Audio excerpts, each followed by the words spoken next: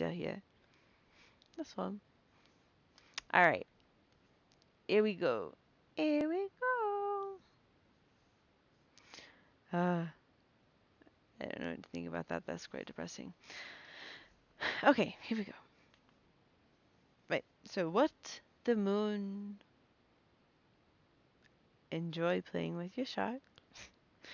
Troy bought a shark as well. Anyways, what the moon brings.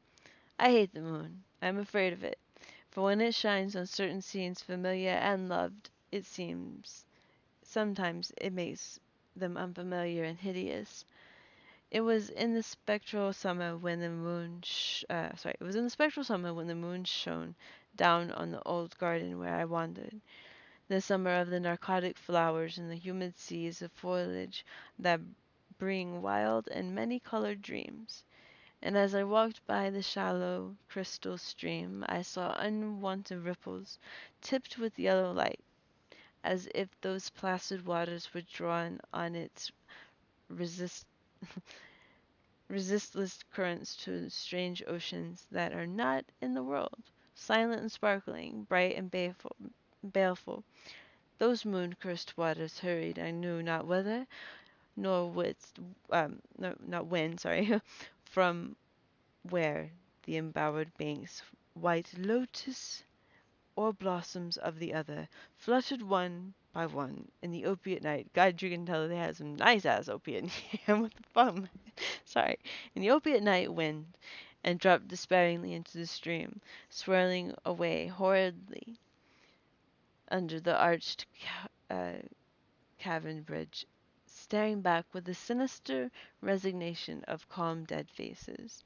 And as I ran along the shore, crushing sleeping flowers with heedless feet, and maddened ever by the fear of unknown things and the lure of the dead faces, I saw that the garden had no end under that moon, for where by day the walls were, there stretched now only new vasts of trees and paths, flowers and shrubs, stone idols and bendings of the yellow litten stream, past grassy banks, and under grotesque bridges of marble.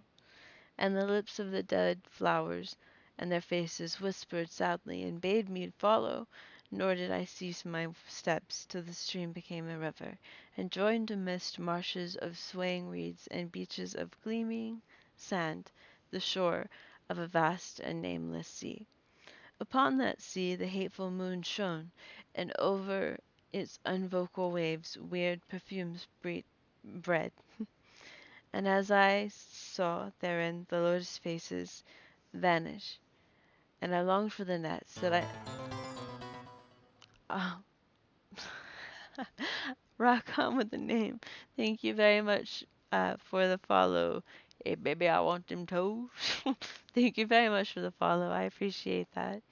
Um, Troy is a shark. Troy, thank you very much for the follow. I appreciate it. Um, Upon the sea, that sea, the hateful moon shone right over here. I longed for nets that I might capture them and learn from them the secrets which the moon had brought upon the night. But when the moon went over to the west and the still tide ebbed from the sullen shore, I saw in that light old spires that the waves almost uncovered, and white columns gay with festoons of green seaweed. And knowing that to this sunken place all the dead had come, I trembled, and did not wish again to speak. Yet when I saw from afar, out in the sea, a black condor descend from the sky to the sea to seek rest on a vast reef, I would fain have questioned him, and asked him of those whom I had known when they were alive.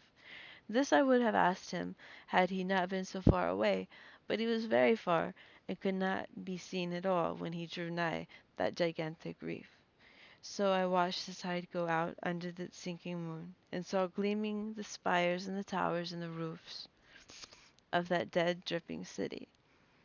And as soon as I watched, my nostrils tried to close against the perfume, conquering stench of the world's dead. For truly, in this unplaced and forgotten spot, had all the flesh of the churchyards gathered for puffy sea worms to gnaw upon. Lovely. Over those horrors the evil moon now hung very low, but the puffy worms of the sea need no moon to feed by, and as I watched the ripples that told of the writhing of the worms beneath, I felt a new chill from afar out whither the condor had flown, as if my flesh had caught a horror before my eyes had seen it. Nor had my flesh trembled without cause, for when I raised my eyes I saw that the waters had ebbed very low, showing much of the vast reef whose rim I had seen before. And when I saw that this reef was but the black bossed crown of a shocking Eacon? Sorry, I'm really bad with stum. Um, whose monstrous forehead now shone in the dim moonlight, and whose vile hooves must paw the hellish ooze miles below. I shrieked, and I shrieked, and least the hidden face ris, yeah, until the hidden face had rise really above the waters. Sorry, and least the hidden eyes look after the slinking away of that leering and treacherous yellow moon.